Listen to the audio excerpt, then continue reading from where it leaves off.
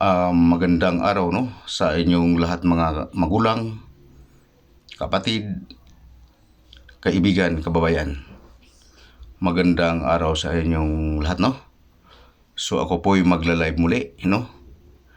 Ito po ay tungkol po no sa lason no. Lason na palipad hangin. Mga kababayan, ang lason na palipad hangin ay hindi po to siya basta-basta matanggal ng manggagamot no, kung hindi po niya ito alam na ito po ay lason no. Kasi mga kapatid, mayroon akong ginamot na pag tingin ko nakulam siya no. Tinatanong ko kung anong sakit. So nung pagtingin ko sa kanya, so kulam. Nung tinatanong ko sa taas, sa kataas-taasan, ay kulam talaga no. Ngunit kulang yung pagtatanong ko. Bakit ko nasabing kulang yung pagtatanong ko? Natanggal na kanyang kulam no. Hindi siya gumagaling.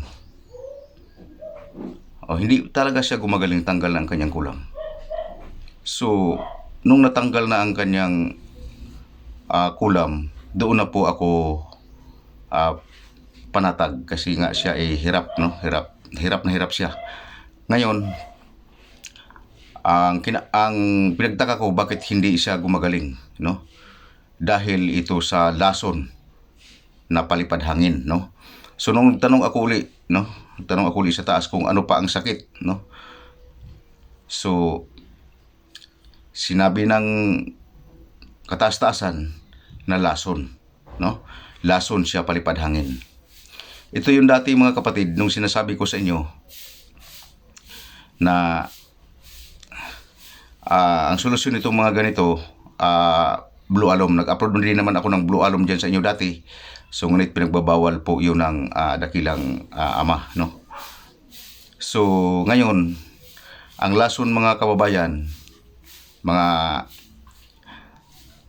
magulang, kapatid o kaibigan, ang lason po ay matanggal po siya no. Matanggal po siya sa dakilang ama no. Kasi yun din po ang ginagamit ko no, ang lason na palipad hangin. Tinatanggal din po yan ng ama. Yun po ang dapat nyo malalaman, na ang pasyente ginamot nyo kasi siya binarang, kinulam, ngunit tinira pa siya ng palipad hangin na lason. Ito po yung hindi nalalaman ng karamihan na manggagamot o pasyente no. Kaya hindi maniniwala ang pasyente na natanggal ang kanyang kulam o natanggal ang kanyang barang. Dahil po ang mga kababayan, ang mambabarang, mangkukulam, manlalason din po yan no. So upang maunawaan ninyo bakit nagpagamot kayo, hindi kayo gumagaling no, dahil po ang natanggal ang barang lang at saka kulam no, ang lason hindi. So ganun po, ito po yung mga gawain ng tauhan ni Satanas no. Ito yung gawain. Ito ay sumisira ito ng mga manggagamot no. Pero kay minsan na din akong nasira nito mga kababayan. Itong lason na palipad hangin, minsan na rin akong nasira nito no. Dahil yung may ginamot ako na yun nga, nakulam, ngunit hindi siya gumagaling. Nung tinatanong ko sa ama kung mayroon pa ba sakit, mayroon pa. Lason daw. Nung tinanggal no, binaklas ng ama din yun no. Nabaklas ng ama yung lason na palipad hangin. Binabaklas ng ama yan ang katotohanan.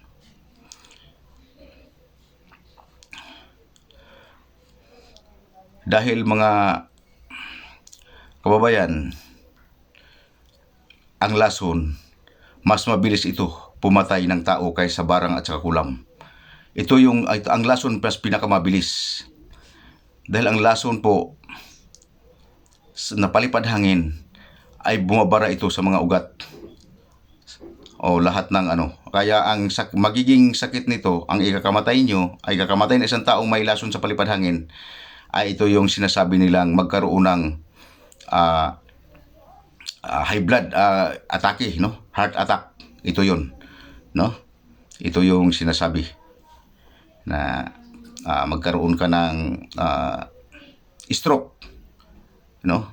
Ito ay delikado ito, no? Sobrang delikado itong lason na palipad hangin. Ito yung tatandaan ninyo, no?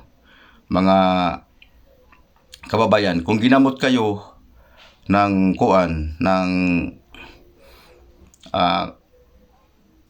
ginamot ang kulam ninyo o ginamot ang barang nyo, pumunta kayo sa isang manggagamot, bakit hindi siya matanggal, no?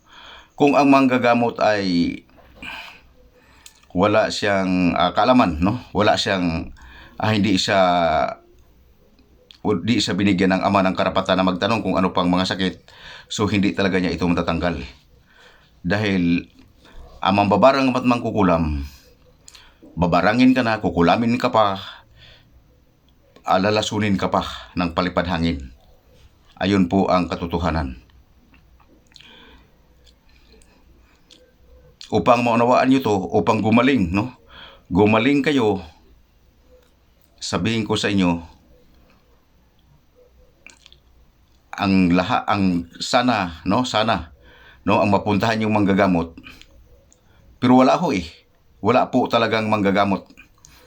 Wala talaga, kasi sinabi na ng ama, wala nang manggagamot, no? Yun po ang katotohanan. So kaya hindi kayo gagaling dahil hindi na pinahintulutan ng ama na ang mga manggagamot lalawak pa ang ilang kaalaman, no? Ayun po ang katotohanan. So ito yung masasabi ko sa inyo,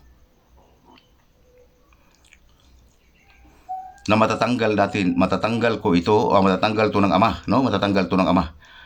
Ang lason na palipad hangin. Matatanggal po ito. Ito ang pinagtataka ng karamihan.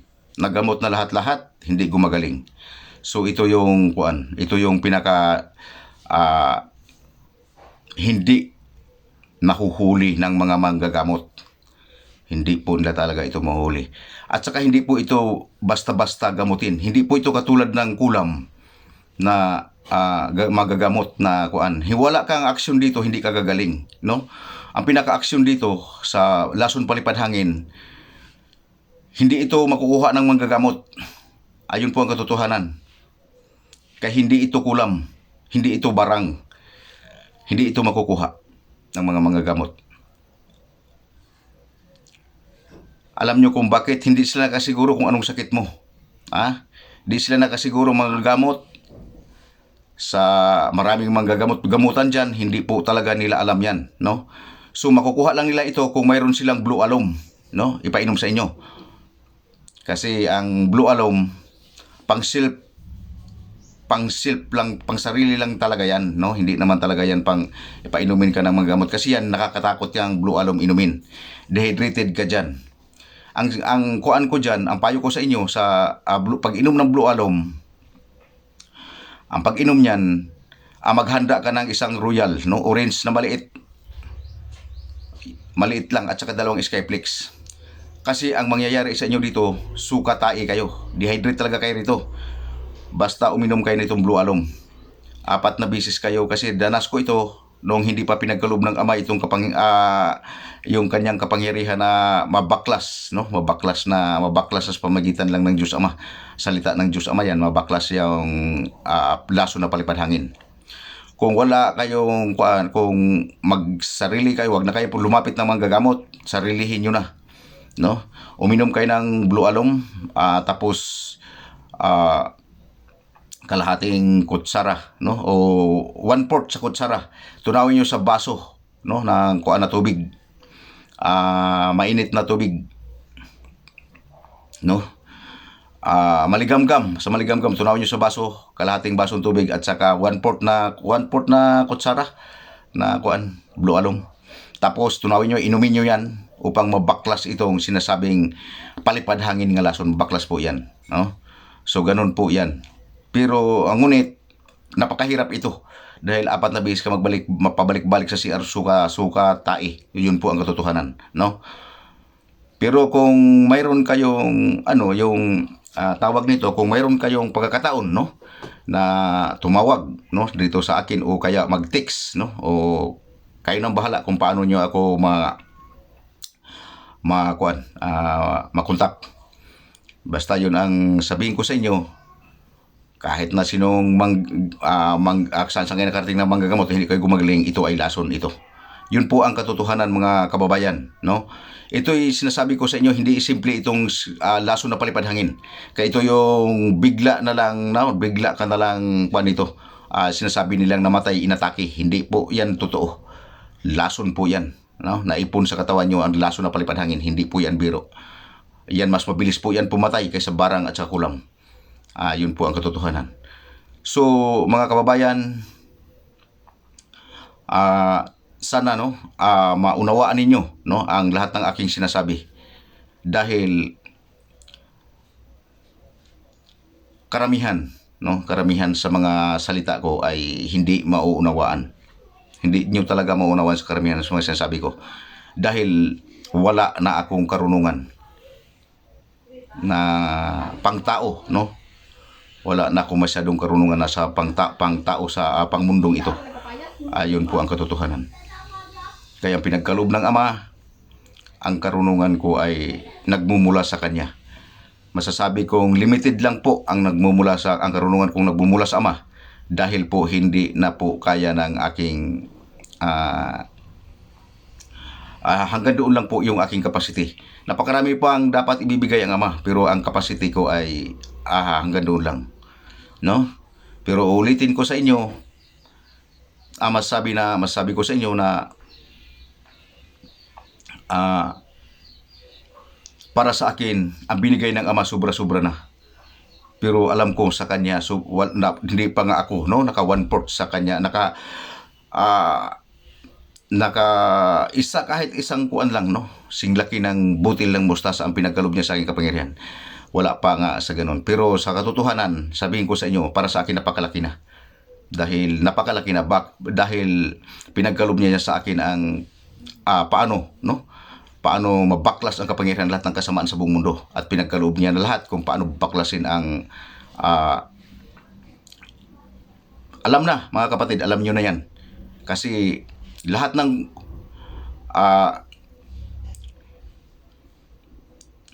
gumagawa ng hindi maganda sa akin, wala sa awa ng Ama, wala na silang kapangyarihan ngayon.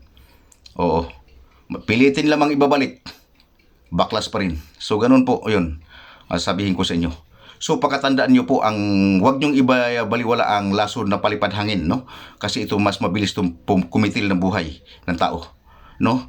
Kung pupunta kayo ng manggagamot na sinabing ginamot kayo, ngunit hindi naman talaga makagaling, kasi dito sa amin maraming manggagamot dito, no? Hindi talaga sinabing nagpaggamot sa kung saan sila pupunta, no? Pati nga mga no, ka-relatives ko, kahit saan sila pumunta, biro mo, layo ng Mindanao, karating pa sila ng Negros, sa San Carlos, Dumaguete. Karating pa sila doon paggamot. Yan ang katotohanan. Bakit? Doon kami nagkadiferensya kasi, no, sa santo. Hindi ko sila nung sinasabi ko ang santo ay hindi maganda sa bahay, ayaw na nila sa aking makipag-communicate. So ayun, doon sila hanggang ngayon, sa awa ng Ama, hindi pa rin sila gumagaling, no? Ngunit sinasabi ko ng Ama, kung gagamutin ko ba sila, ay hindi. Bakit sila hindi paggamot ng Ama? Kasi kung tanong ko sa Ama kung dapat bang gamutin ang isang tao, hindi, kasi sila po ay lumalaban, no? Lumalaban sa Ama. Hindi sila naniniwala. So, totoo po yun ang sinasabi ko sa inyo. Huwag niyong sa madaling sabi po, sabihin ko na sa inyong katotohanan, huwag niyong ibaliwala ang laso na palipad hangin dahil marami dito sa amin ang nakitila ng buhay nito. No, dahil marami manggagamot ito, manggagamot daw ng kulang barang, ganito po, ngunit ang lason ay hindi po ito makasama sa panggagamot ng barang at saka kulam.